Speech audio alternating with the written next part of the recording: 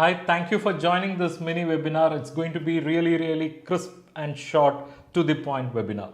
Before we get into the presentation, let me just take a couple of minutes to introduce myself. I am CA Enraja, Chartered Accountant by qualification, a teacher, trainer by passion. I started my career as a banker, credit analyst with State Bank of India, worked for a period of 4 years. In very short period, I had the opportunity of becoming team leader, credit processing cell. So worked on 250 plus projects. It's 5,000 crore plus size. Then came out and started my CA practice, had my practice for a period of 7.5 years. Alongside had this teaching training. Thanks to technology, today through online, I teach 2 lakh plus students all over the world, basically on banking, credit and financial analysis, and majority of them are working banking executives. I'm really glad that my courses are helping them, and I'm sure this course will be relevant and useful for you as well. Let's get into the webinar. Let's understand the importance of debt to equity ratio from banking angle.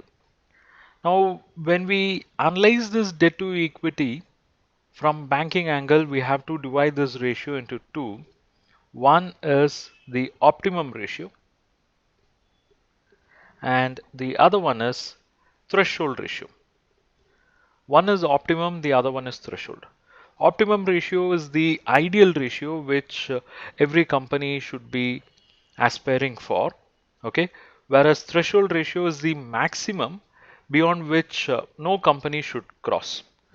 That is, if the ratio touches this level, then it indicates that it is actually a danger line. Okay, so what is ideal ratio? What is maximum? Let's see one by one. The ideal ratio is 2:1. Okay, so what does that mean? When I say the ratio is 2:1, it means my debt is actually 2/3 of total funds and equity is 1/3 of total funds. So when I say 2/3 of total funds, it means my debt occupies 66.67. If I express that as percentage, it is 67% of total funds, and equity will be 1/3 of total funds, and it's going to be 33%. So this is considered as optimum or ideal scenario, okay? But it may not be possible in all cases, okay? Then let's see what is the threshold, that is maximum. The maximum for debt equity is something like this, 3:1. So what do we understand by 3:1? It means debt can be 3/4 of total funds and equity can be 1/4 of total funds. When we say 3/4, it means 3 by 4 and it is 75% of total funds, and 1 by 4 means 25% of total funds. So what do we understand here is, when we raise debt funds in our capital structure, at the maximum the debt can be 75%. At the maximum the debt can be 75%. It means equity should be at least 25%. The bare minimum of equity has got to be 25%. Okay, so if a company is going to cross debt level beyond 75%, then that is considered as danger. That's why the ratio greater than 3:1 is considered as dangerous scenario. Why it is considered as danger? Because at this level, this company has got lot of debt, that is 75% is debt. So anything greater than 75%, it means it is too much of debt. And what is the problem with too much of debt? You got to pay interest, you got to pay principal. Fine, that is associated with every debt, but you got to pay irrespective of what is happening in your business, whether you make profit or suffer loss.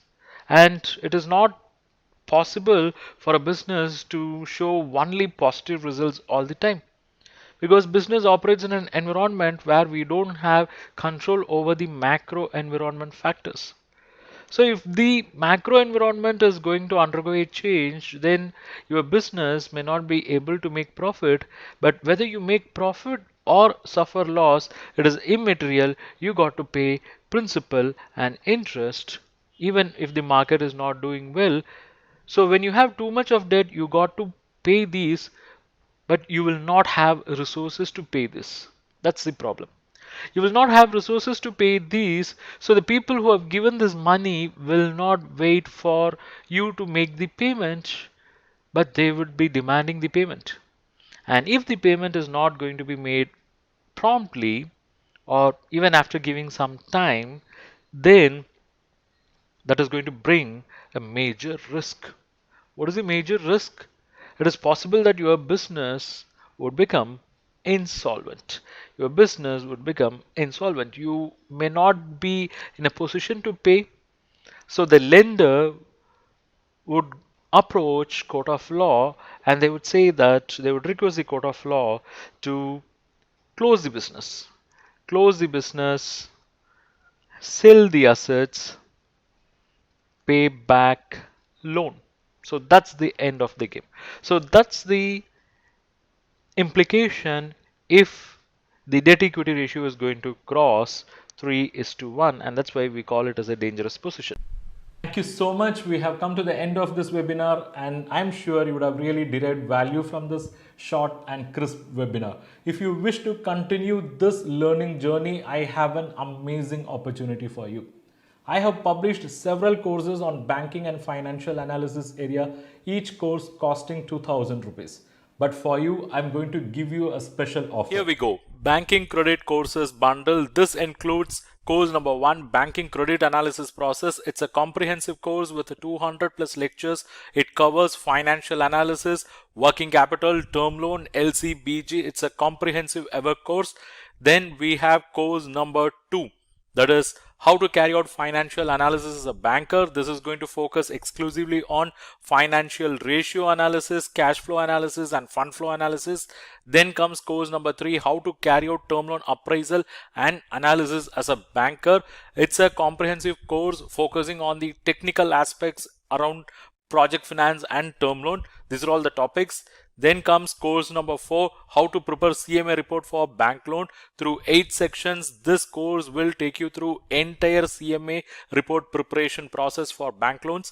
Then we have course number 5, how to read balance sheet. So if you are a non-finance person, this course will give you complete insight into balance sheet, how to read them, how to interpret them, how to analyze them. Okay. Then we have course number 6, how to read CIBIL report. By taking this course, you will get a complete picture of CIBIL report reading process. Then we have course number 7, how to prepare cash budget for bank loans. This course will help you to understand the concept of cash budget, which is widely used in short-term lending like auto credit facilities, letter of credit and all. So far I have introduced 7 courses of 1999 each. It means 7 courses of value 13,993, but you are going to get it only for 2,599, and it is not yet over. I'm going to give you some more bonus. Course number 8, collateral security is a comprehensive study. Course 9, how to carry out credit risk rating for non-trading entities. Course number 10, in this course you will learn banking credit analysis through various case studies. So now it is 10 courses of value close to 20,000, but you are going to pay only 2,599. It is not yet over. Some more bonus.